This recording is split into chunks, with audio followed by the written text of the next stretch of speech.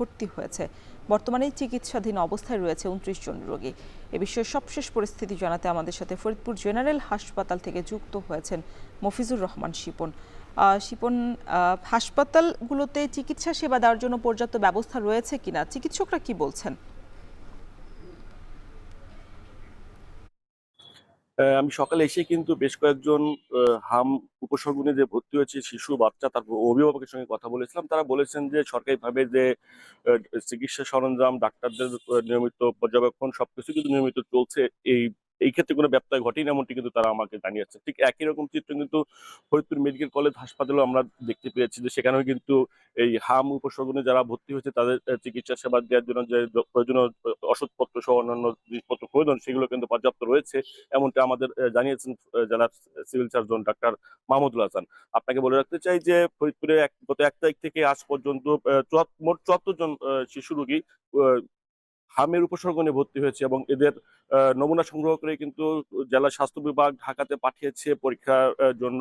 সেই পরীক্ষার রিপোর্ট আসার পর জানা যাবে যে আসলে মূলত এরা হামের রোগে আক্রান্ত কিনা। তবে আপনাকে জানিয়ে রাখি যে গতকালকে কিন্তু একটা ৭ মাসের একটি শিশু কিন্তু ৫ দিন চিকিৎসাধীন থাকা অবস্থায় মারা গেছে। তার বাড়ি মাদারীপুরে। মাদারীপুর রহিমা নামে যে শিশু মেয়েটি মারা গেছেন আরকি।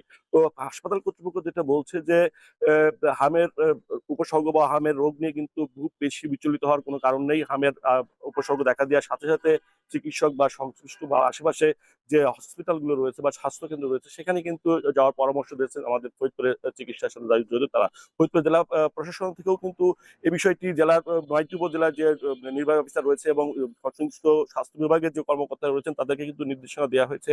হাম সমস্যা বা হাম উপসর্গ নিয়ে যেসব রোগী হাসপাতালে আসছে তাদেরকে পর্যবেক্ষণ করা এবং সঠিক চিকিৎসা দেওয়ার ব্যাপারে যদি কোনো রকম কার্পণ্য না ঘটে সে ব্যাপারে কিন্তু নির্দেশনা জেলা প্রশাসনের পক্ষ থেকে এবং স্বাস্থ্য বিভাগের পক্ষ থেকে দেওয়া হচ্ছে এমনটি বলেছেন।